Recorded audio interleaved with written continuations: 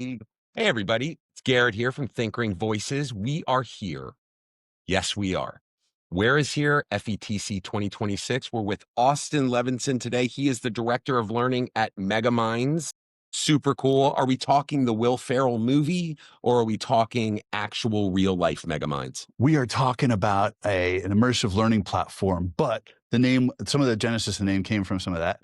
Really? So yeah, from the MegaMinds movie. And so people sometimes associate it, but we're doing some things that hopefully will lead to some of those kinds of brains being developed. Oh, my goodness. So one of the things Austin said off camera was he's big into pedagogy. That's something that I am personally huge on.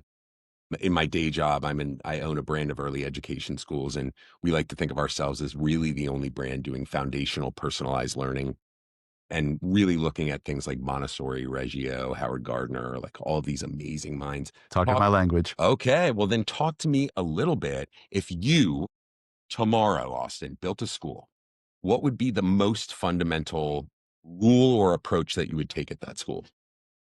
It would be about curiosity. It would be about vulnerability, normalizing getting messy, something I always try to promote. As teachers, we're up on the pedestal. We can't do any wrong. We can't acknowledge that we don't know the answers. I think that as a profession, there's a lot of control freakiness in our profession. I mean, the whole idea of PBL and inquiry is to relinquish that control. So I would try to get a culture of curiosity going. If I was the leader of the school in some way, there would be aspects of it that I wouldn't be sure about, Garrett, and I would bring in the community of stakeholders, especially the students, to say, I don't really know how I'm going to do this piece. Can you help me with it? And to show that vulnerability and to show that we may be in different roles, but we're all stakeholders for the same aim. Oh, and one of the mottos that I have for my brand and Creative Gardens, and we train our team on this, is drop the ego, trust the child, right? So it's amazing that you just said that, because that tends to be my thesis. And I feel like sometimes I stand on a platform alone of like, hey, the one thing that educators I think need to do the most is look in the mirror. When a lesson bombs, it's not the child's fault, right? You have to look in the mirror and understand, hey, I didn't just land with my audience like a stand-up comic, and come back at it with a different angle or a different view. So talk to us a little bit with MegaMinds about your role, what you currently do with the company, because I think, one, you've definitely got my mind tweaked on the pedagogy, but then two, how does that then apply to an immersive platform? Sure. So thanks for the space to share that, Garrett. I think that as an educator, 21-year educator, and I came to FETC last year, and I was told, Austin, be careful. There's a lot of companies with VC money just trying to jam products into schools. And I was looking for a way to get involved with a company that ideologically was aligned with what I believe in. And MegaMinds is about productive struggle. It's about giving the students a safe space to ask for help. And let me explain. So it's an immersive learning environment like Roblox or Minecraft. Right now, it's 11 o'clock on Monday morning. There's thousands of students here in Florida confused in math class. What are they doing? Are they asking for help in middle school? Zero chance. Yeah, they're not going to lose the social capital. They're going to be afraid. But if they're talking to an AI character that has different personalities that are engaging, they're going to ask for help. They're going to be able to get that help. These characters are going to adapt. They're going to stay in the zone of proximal development of the students. And then on the back end, we're going to get very rich data for the teachers to be able to stay at the center of the learning environment, to stay human in this, but to be able to then not save time, but to shift their time from grading the formative assessment. No, actually, that happens by our AI agent on the backside, and it's fed to the teachers in the teacher dashboard. It's instead given to the teacher as, okay, actionable items. How can you be a responsive teacher? You're talking about personalizing learning, term that's thrown around a lot, but how do you personalize without the proper data and without the time? And so we're giving both of those because a 2D chat-based interface with AI, first of all, I don't think it's that conducive to learning, frankly, getting a wall of text back. If it's 3D, first of all, it feels more natural, like we're conversing, right? Are you an AI character? And It's undecided. I hope you have good guardrails. Anyway, and then the second piece is that the data on a 2D comes from the clicks, the time between clicks, and the text. We're getting data if a student looks at something in the environment and they turn their head, we're seeing that resourcefulness piece come into play. And so we're seeing some of the other components that go into learning, and it gives the teachers a much richer viewpoint through which to personalize that learning, form small groups, MTSS integration, et cetera. And so to be able to find a way to use AI not for AI's sake, but for student learning.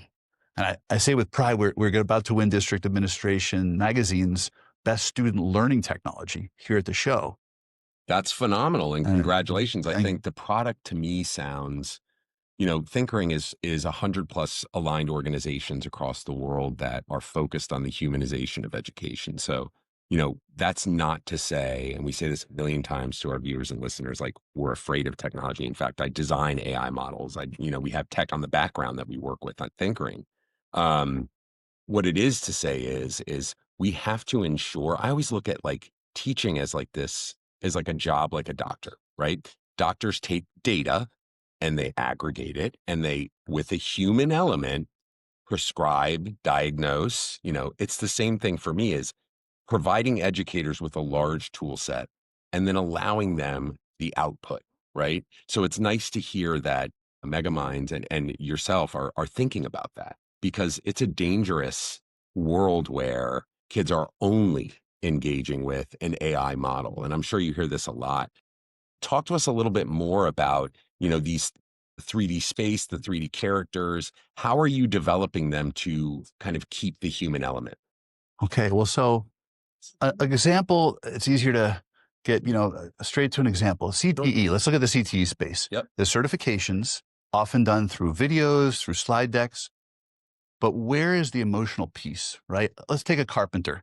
A carpenter, they could interact with an AI character. I'm thinking about the Sammer model. We're probably somewhere in the M range. Love the Sammer model, And by the way. well, and Deep cut right there. and not all screen time is equal. That's Got it. a quote from my friend Lindy Hockenberry, but it's anyway. But so if you're looking at videos, even if you're interacting with one of our AI characters and they're explaining what a carpenter does, at most you're in the M range. How do you get to the R?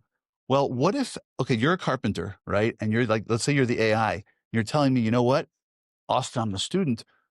Found a way on the job to save 4 days of time and save a bunch of materials for my clients. They'll save money with the materials, but 4 days, I'm going to lose money on the job. I'm going to lose those 4 days of pay. I get paid by day. What would you do? All of a sudden, you're actually going directly to the human side through AI by giving them a chance to think about an ethical dilemma that a carpenter faces. Who would think that a carpenter has an ethical dilemma? All day long they do. Yeah. Right. And so we're getting to that emotional piece, and these are future skills the students need. And this relates to what we mentioned off camera as well, adaptive expertise. Circumstances change, the sands shift. How do we teach that? That's tricky. So, yeah, I think, that's a term that is very unique and interesting, and one that I don't hear quite often. But talk to us a little bit more about that. My initial kind of thought is, then you're teaching the metacognition of the macro approach, right? Am I on something there, or tell me a little bit more about that? Well, the metacognition is a big component of it, but in a world dominated by AI, I don't know if you're familiar with Dan Fitzpatrick's book, Infinite Education, but he talks about we're still teaching to the industrial age model, but the world has moved forward and in an AI world. And so there's a misalignment between what we're teaching and what the students will need. And so routine expertise, right? In your preschool, in my role as a director of learning, something I've done before, I know how to do it. I've really developed some ideas on it. I know how to do it properly. All of a sudden, something changes. And am I lost, or am I able to take a step to the left and adapt to that? And so that adaptive expertise involves metacognition. It involves being perceptive and aware of your audience. It involves critical thinking, but there's also an element of divergent thinking. Yep. Right? I have to think about it, maybe a different point of view, make a connection to something else. There's a whole lot associated with it, but those are a lot of future skills that we talk about, right? Creativity and critical thinking and evaluation of the AI outputs or whatever it may be. But that adaptive expertise is more and more relevant in a world dominated by AI. How does it come into play based upon what I'm telling you about it in your role as a director of a preschool?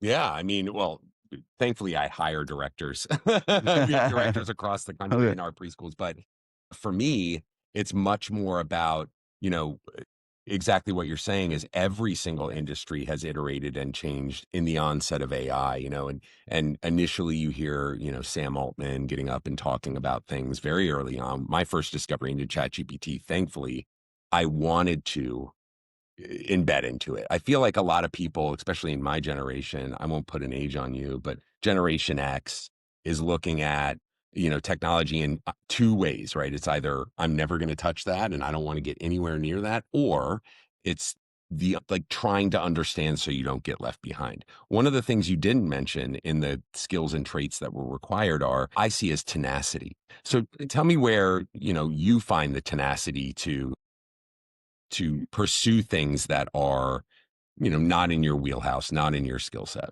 Well, I think the question we should all be asking as educational leaders, right? And the first piece is humility. I know that I don't know all the answers, and I'm okay with that. Go back to Socrates.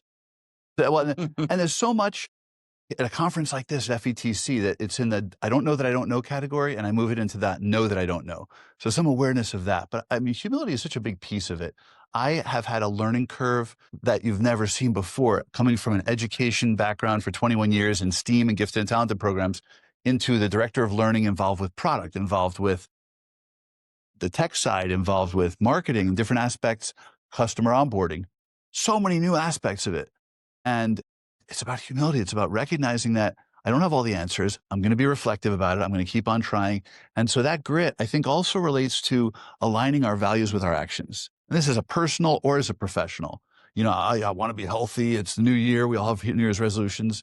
And cupcake. That's my favorite kind of cupcake. And so it's a little bit of willpower. It's a little bit of aligning. Okay, these are my goals: professional, personal, weight, exercise, whatever it may be, to really have the grit to stay with that. But I think that there's some hacks we need to find to help us. There's people that can help us, right? I'll remember aspects of this conversation that are going to resonate with me. As I love your insights about some of these, getting deep into some of these areas of education that will then fuel me in other moments. There's several people I speak about that I reference, Kip Glaser and Paul Matthews and Phil Alcock, that I'm constantly getting ideas from them and incorporating them into what I'm doing and sharing those with other people. And I think that helps our grit. Amen. And when you see, I think part of it, same thing with learners in the classroom, is when you see the effect of, or if you see a child, actually learning, which you can notice sometimes, that moment tends to really fuel a continuation of exploration of knowledge, because every child is different. Every learner is different, adult all the way down to child. And I think what we're asking educators these days, which you'll see the conundrum here, we're asking educators to be better people, just whole self better people. You said it. It's like, if you're asking, in my opinion, it's like, if you're asking a child to breathe through their frustration, are you breathing through your frustration? Do as I say, not as I do. I'm not going to wear a bike helmet, but you have to put one on. And there's so much, they are watching us all the time, Garrett. They're aware of what we're doing. And if they see that we all of a sudden started yelling at them, and then we tell them to emotionally regulate, good luck. And I agree with that fully. And as a parent, I think about that a lot as well. And my 8-year-old son is often teaching me, Daddy, you have to breathe too. You're telling us to regulate, and you need to regulate. I appreciate that. But that's part of the grit connected to humility, connected to metacognition. That's part of a new skill set that educators need. Matt Winters from Utah, I don't know if you know who he is. Familiar, yep. And he just came out with the profile. We have profile of a graduate, profile of a learner, profile of an AI-ready teacher, profile of an AI-ready student. If you haven't looked at his work, highly recommend it. Check that out. It's really, really enlightening to think about. He's done some great work and deep work on what are the qualities that an AI-ready student should have.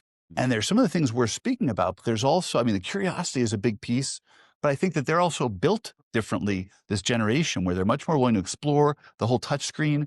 And so how do we bring some of the adults in our world to that?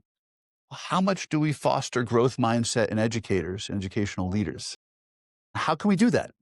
How do you do that in your role? It's a hopeful question, right? Yes. I think with growth mindset, I really try to empower my educators through leading through empathy, right? So rather than having a fear-based leadership from the top down at my company, from me all the way down to, our assistant teachers in our classrooms, we really try to approach each problem, whether it be with a learner, with a parent, which happens at scale, or just with a fellow coworker. And instead of looking at it in the sense of, let's say a parent comes up to one of my teammates and starts laying into them about some mistake they made, right? Rather than engaging in that anger and frustration and all of that, I have them meet them with as much sincere kindness as they possibly can, because one, it selfishly makes someone else look at themselves when they don't get the response that you get. Vocal mirror or a, That's yeah. exactly right. And then two,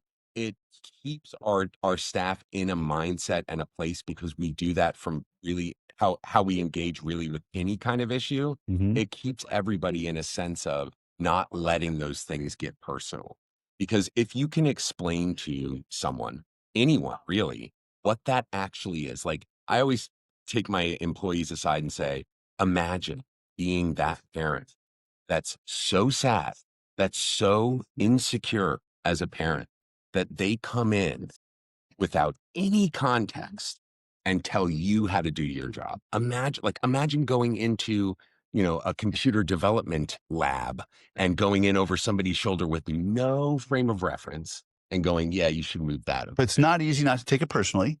Amen. And I find that one way has to do with, there's a linguistic component. And I don't know how much you know about Daniel Pink has done some writing on this, about the linguistic component of how it wires our brain. And so a change I made 3 or 4 years ago, that you may already be in this space, you may as well, Jim, but maybe not. And for the audience who is not in this space yet. So a parent comes and does this. The first thing, instead of, I'm sorry for that, we spend our lives saying, I'm sorry, I'm sorry, I'm sorry.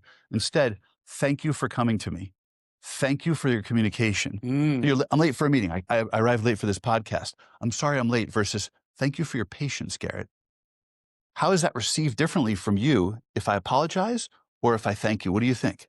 Totally, because just tone of voice, inflection, there's so many aspects to it. You're totally right. Because if you came in and you were like, I'm sorry I came in, like you're acknowledging that it's an issue, Yeah. which immediately creates a barrier in that conversation. Correct. And you're receiving it as, yeah, you kept me waiting, as opposed to thank you for being patient.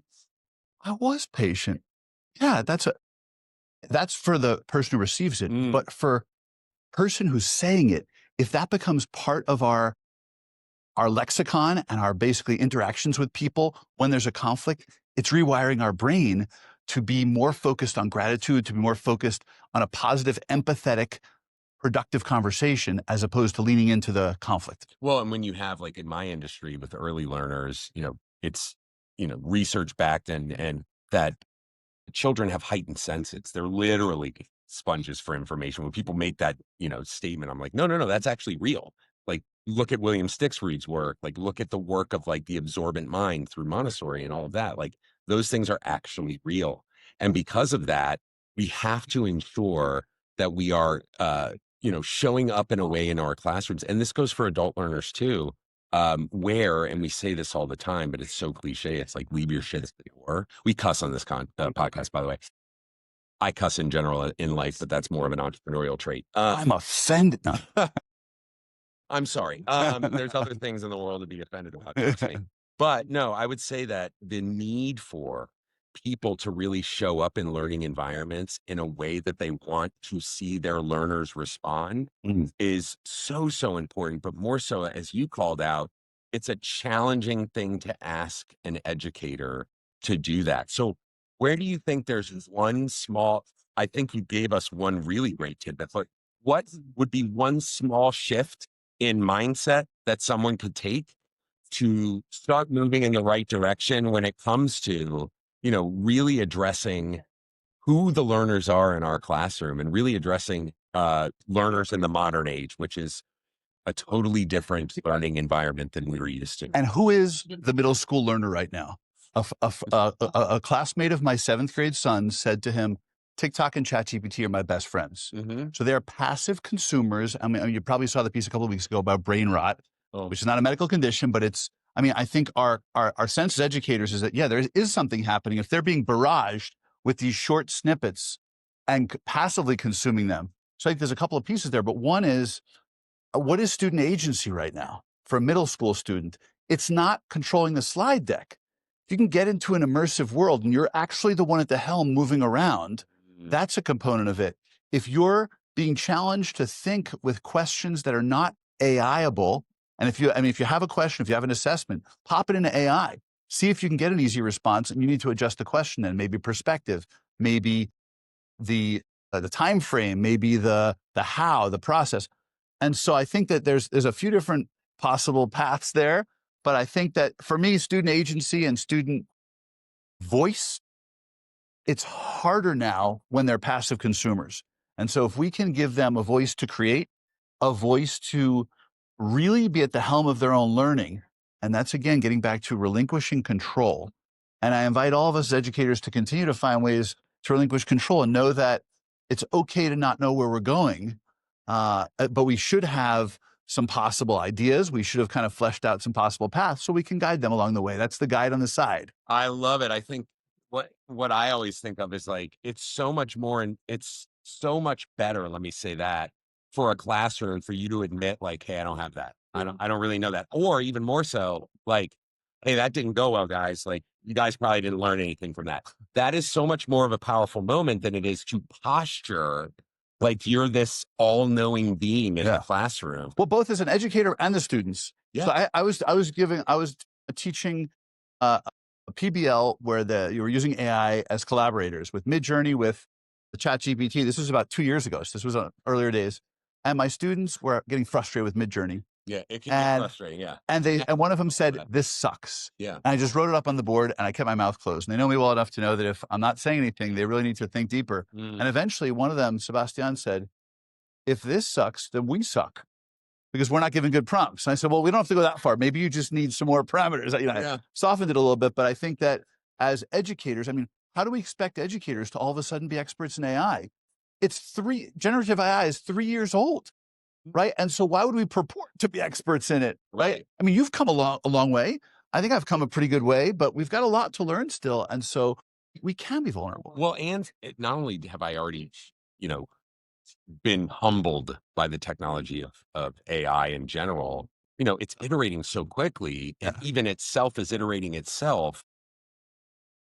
We have to kind of adopt an adaptive specialty and adaptive understanding of this because it's adaptive. And any moment where we just go, yep, I know AI now, I figure it out, it's a detriment to our learners in the classrooms and adult learners across the whole because, you know, these things can be really powerful tools.